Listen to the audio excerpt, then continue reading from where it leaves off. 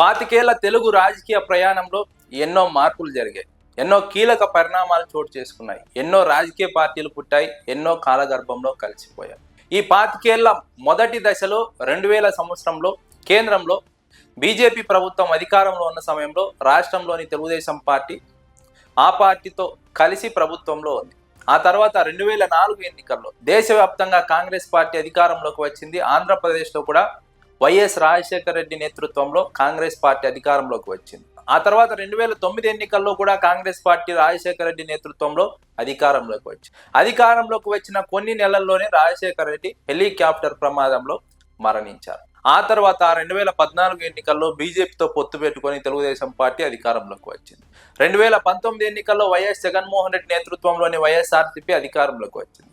2024 ఎన్నికల్లో తెలుగుదేశం పార్టీ మళ్ళీ అధికారంలోకి వచ్చింది. జనసేన, తెలుగుదేశం పార్టీ, బీజేపీ పార్టీల కలయికతో. అయితే ఈ 25 ఏళ్ల ప్రస్థానంలో అనేక పార్టీలు ఉద్భవించాయి. అనేక పార్టీలు కాలగర్భంలో కలిసిపోయాయి. అనేక పార్టీలు కేంద్రంలో క్రియాశీలక పాత్ర పోషించాయి. విధానపరమైన అంశాలపైన అధ్యయనం చేస్తూనే తమ అభిప్రాయాలను వినిపిస్తూ కేంద్రంలో చాలా క్రియాశీలకంగా, నిర్మాణాత్మకంగా తెలుగు రాజకీయ పార్టీలు, తెలుగు రాజకీయ నాయకులు పనిచేశారు. కేంద్రంలో తీసుకునే నిర్ణయాల్లో చాలా క్రియాశీలకంగా పాత్ర పోషించడమే కాదు, ఆ నిర్ణయాలను ప్రభావితం చేసే స్థాయికి తెలుగు రాజకీయాలు వెళ్ళాయంటే అతిశయోక్తి కాదు. ఒకప్పుడు తెలుగు రాజకీయాలను, తెలుగు రాష్ట్రాలను, ఆంధ్రప్రదేశ్ను పట్టించుకొని ఢిల్లీ పెద్దలకు 2000 సంవత్సరం తర్వాత ఇక్కడ జరిగినటువంటి రాజకీయ మార్పులు, ఇక్కడ ఇస్తున్నటువంటి ప్రజా తీర్పు, ఇవన్నీ కూడా జాతీయ స్థాయి నాయకులు కూడా కనువిప్పు కలిగించాయి. తెలుగు రాష్ట్రాలను, తెలుగు వారిని ప్రాధాన్యత క్రమంలోకి తీసుకోవాలనే అభిప్రాయం కలిగించే విధంగా ఇక్కడి ప్రజలు చైతన్యవంతంగా రాజకీయంగా తీర్పులను ఇచ్చారు. చాలా కీలకమైనటువంటి పరిణామాలు 2000 సంవత్సరం నుంచి 2025 వరకు ఆంధ్ర రాజకీయాల్లో చోటు చేసుకున్నాయి. అదేవిధంగా తెలంగాణ రాజకీయాల్లోనూ చోటు చేసుకున్నాయి. కాంగ్రెస్ పార్టీ 2004 నుంచి 2014 వరకు ఆంధ్రప్రదేశ్లో అధికారంలో ఉంది. ఆ సమయంలో రాజశేఖర రెడ్డి బలీయమైన శక్తిగా ఉమ్మడి ఆంధ్రప్రదేశ్లో ఎదిగారు. కేంద్రంలోని యూపీఏ ప్రభుత్వం ఆంధ్రప్రదేశ్ ఎంపీల పైన ఆధారపడి ప్రభుత్వాలను కొనసాగించాల్సినటువంటి పరిస్థితి ఆనాడు రాజశేఖర రెడ్డి తీసుకొచ్చారు. ఆ స్థాయిలో ప్రజల మన్నను పొందారు. ఆ స్థాయిలో ప్రజల అభిమానాన్ని చురగొన్నారు. ఆ స్థాయిలో జాతీయ స్థాయిలో కాంగ్రెస్ పార్టీ నేతృత్వంలో ప్రభుత్వం ఏర్పడడానికి రాష్ట్రం నుంచి ఇతోధికంగా రాజశేఖర రెడ్డి కృషి చేశారు. రాజశేఖర రెడ్డి మరణంతో కాంగ్రెస్ పార్టీ చిన్నాభిన్నమైంది. వైఎస్ జగన్మోహన్ రెడ్డి సొంతంగా పార్టీని ఏర్పాటు చేశారు. జగన్మోహన్ రెడ్డి ఓదార్పు యాత్రకు కాంగ్రెస్ పార్టీ అనుమతి ఇవ్వలేదు. అనుమతి ఇవ్వకపోవడంతో జగన్మోహన్ రెడ్డి కాంగ్రెస్ నుంచి బయటకు వచ్చి వైఎస్ఆర్సీపీని స్థాపించారు. ఓదార్పు యాత్ర చేశారు. ఉప ఎన్నికలకు వెళ్లారు. జగన్మోహన్ రెడ్డి తనతో కలిసి వచ్చిన వారితో కలిసి జగన్మోహన్ రెడ్డి బలీయమైన ముద్ర వేశారు. ఆ ఎన్నికల్లో అఖండ మెజార్టీతో గెలుపొందారు. 2014 ఎన్నికల్లో జగన్మోహన్ రెడ్డికి అధికారం త్రుటిలో తప్పిపోయింది. తెలుగుదేశం పార్టీలో అధికారంలోకి రావడానికి పవన్ కళ్యాణ్, అటు బీజేపీ క్రియాశీలకంగా పాత్ర పోషించాయి. 2019 ఎన్నికల్లో మాత్రం జగన్మోహన్ రెడ్డి గెలుపును ఎవరూ ఆపలేకపోయారు. 151 సీట్లతో అధికారంలోకి వచ్చారు. అధికారంలోకి వచ్చిన తర్వాత సంక్షేమ పాలనను అందించి సంక్షేమ ముద్రను వేశారు.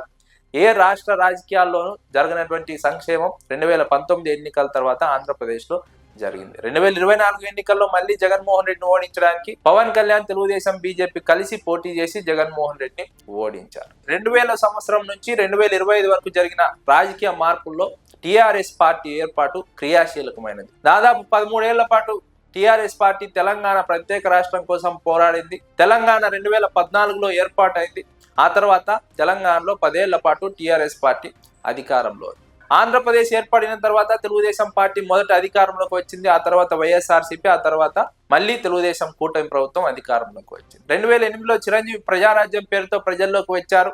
2009 ఎన్నికల్లో పోటీ చేశారు. కానీ ఆ ఎన్నికల్లో రాజశేఖర రెడ్డి ప్రభావం ముందు చిరంజీవి తట్టుకోలేకపోయారు. 18 సీట్లకు పరిమితమయ్యారు. రాజశేఖర రెడ్డి మరణం తర్వాత ప్రజారాజ్యాన్ని కాంగ్రెస్ పార్టీలో విలీనం చేశారు. కేంద్ర మంత్రిగా బాధ్యతలు తీసుకున్నారు. కాంగ్రెస్ పార్టీలో అధికారాన్ని పంచుకున్నారు. విలీనం తర్వాత జగన్మోహన్ రెడ్డి పార్టీ పెట్టిన తర్వాత కాంగ్రెస్ పార్టీ దాదాపుగా ఆంధ్రప్రదేశ్లో తుడిచిపెట్టుకుపోయింది. ఆ తర్వాత వైఎస్ షర్మిల తెలంగాణలో వైఎస్ఆర్ టీపీని ఏర్పాటు చేశారు. ఆ పార్టీ ప్రభావం చూపలేకపోయింది. ఆమె కాంగ్రెస్ పార్టీలో ఆ పార్టీని విలీనం చేసింది. మళ్ళీ ఏపీ కాంగ్రెస్ బాధ్యతలు తీసుకుంది. ఇప్పుడు ఏపీ పిసిసి చీఫ్గా కొనసాగుతారు. ఈ 25 ఏళ్ల తెలుగు రాజకీయ ప్రయాణంలో మొదట టీఆర్ఎస్ పార్టీ ఏర్పడింది. ఆ తర్వాత ప్రజారాజ్యం ఏర్పడింది. ఆ తర్వాత వైఎస్ఆర్సీపీ ఏర్పడింది. వైఎస్ఆర్ టీపీ ఏర్పడింది, జనసేన పార్టీ ఏర్పడింది. కానీ బలీయమైన ప్రభావం చూపింది మాత్రం టీఆర్ఎస్ పార్టీ, వైఎస్ఆర్సీపీ. టీఆర్ఎస్ 10 ఏళ్ల పాటు అధికారంలో ఉంది. వైఎస్ఆర్సీపీ 2019 ఎన్నికల్లో అధికారంలోకి వచ్చింది బలమైనటువంటి మెజార్టీతో, బలమైన ప్రజా మద్దతుతో. 2014 ఎన్నికల్లో అధికారంలోకి రావాల్సి ఉంది, కానీ కొంతలో అధికారం తప్పిపోయింది. ఈ రెండు పార్టీలు ఈ 25 ఏళ్ల ప్రయాణంలో బలమైనటువంటి ప్రభావం చూపాయి. తెలుగు రాష్ట్రాల్లో వేళ్ళూనుకొని పోయాయి. తెలుగు రాష్ట్రాల్లో బలమైనటువంటి నాయకులుగా అటు కేసీఆర్, ఇటు జగన్మోహన్ రెడ్డి ఎదిగారు. అదేవిధంగా జనసేన పార్టీ రాష్ట్ర విభజన సమయంలో ఏర్పాటు అయినప్పటికీ పెద్దగా ప్రభావం చూపలేదు. కానీ 2024 ఎన్నికల్లో మాత్రం తెలుగుదేశం కూటమి ప్రభుత్వంలో అధికారంలోకి రావడానికి కొంత కృషి చేసింది. అదేవిధంగా చాలా పార్టీలు పుట్టాయి, చాలా పార్టీలు కాలగర్భంలో కలిసిపోయాయి. కానీ ఈ 25 ఏళ్లలో టీఆర్ఎస్, వైఎస్ఆర్సీపీ మాత్రమే గణనీయమైన ప్రభావం చూపాయి. ఇటు రాష్ట్రంలోనూ అటు కేంద్రంలోనూ కీలక ప్రభావం చూపాయి. కీలక శక్తులుగా ఈ రెండు పార్టీలు ఎదిగాయి.